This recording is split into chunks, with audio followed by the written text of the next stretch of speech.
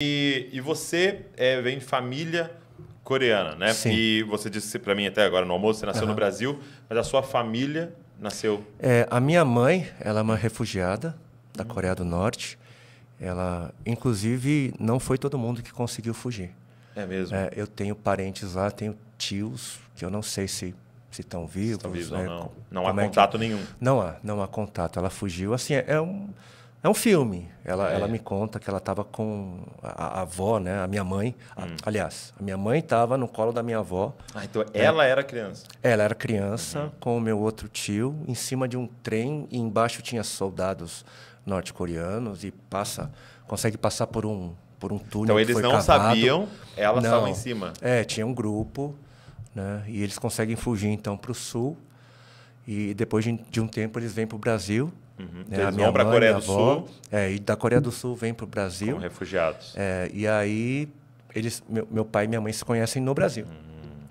Ok. E aí eu E nasci. o seu pai, um brasileiro ou também? Não, ele é sul-coreano. Sul-coreano. Ele é sul-coreano.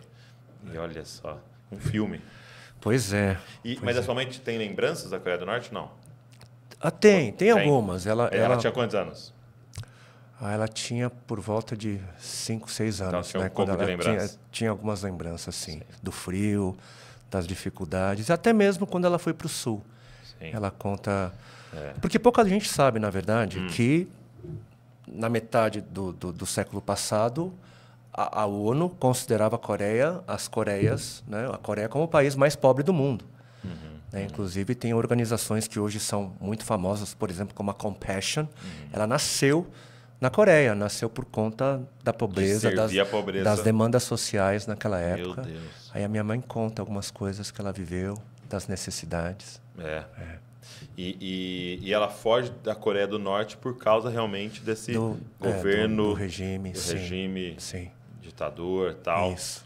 Uau. Isso é muito forte, né?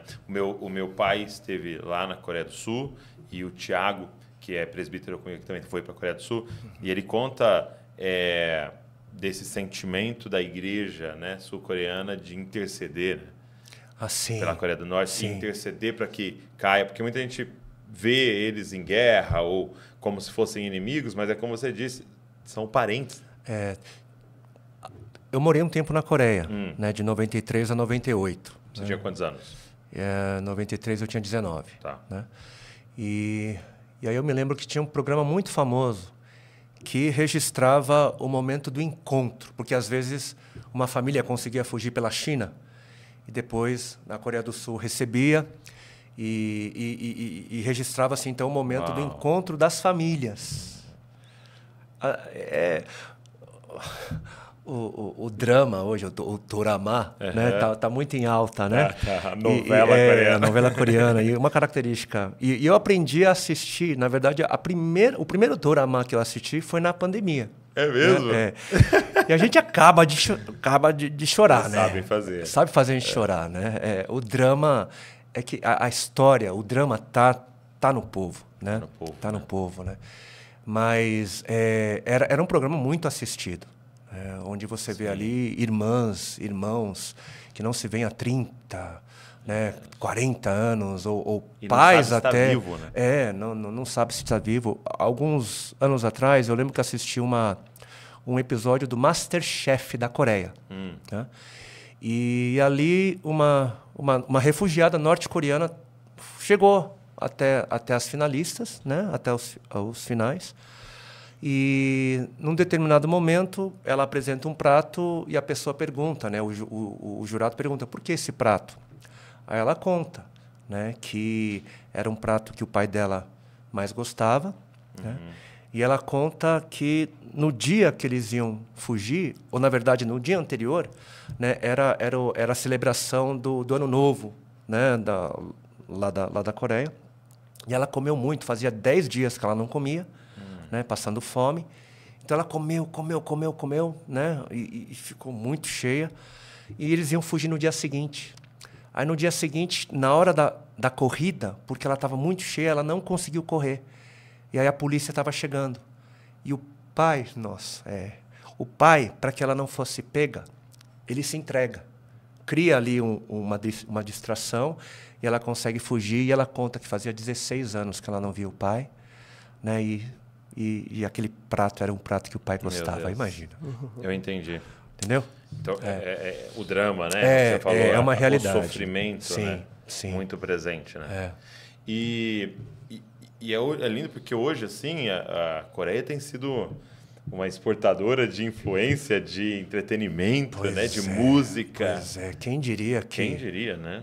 Que faz pouco tempo, era o país mais pobre do mundo e Você hoje... diria quantos anos A gente está falando de 70, 80 anos, né?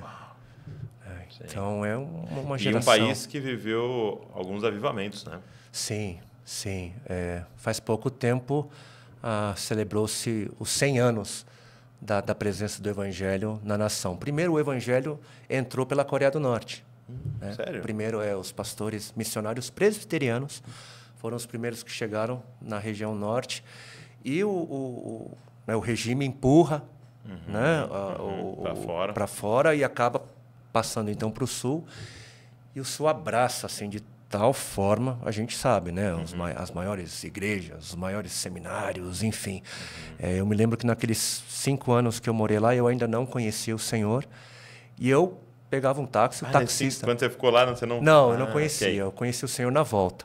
Mas eu lembro que eu pegava um táxi ali, eu pegava um ônibus, eu sentia essa presença. As pessoas falavam de Jesus para mim. É mesmo?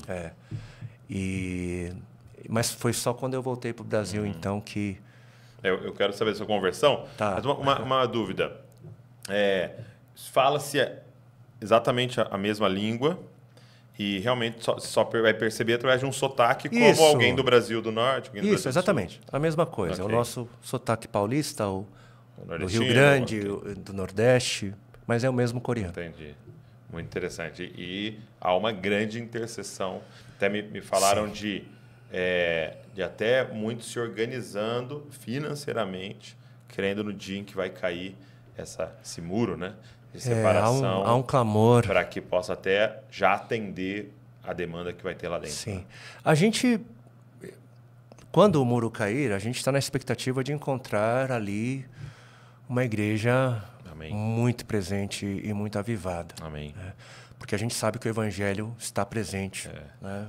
Eu ouvi há pouco tempo que, na verdade, a Coreia do Norte era o país onde mais cristãos eram martirizados no mundo. É mesmo? Mais até mesmo do que a Janela 1040. Uau! Né? Por conta desse regime e por conta do que o cristianismo, né, prega. Porque o cristianismo, ele é... A gente não para pensar, né? Mas os discípulos todos morreram por uma declaração, né? Sim. Jesus Cristo é o Senhor. Sim. Né? Ele é o Rei. Sim. Ele é o meu líder. Né?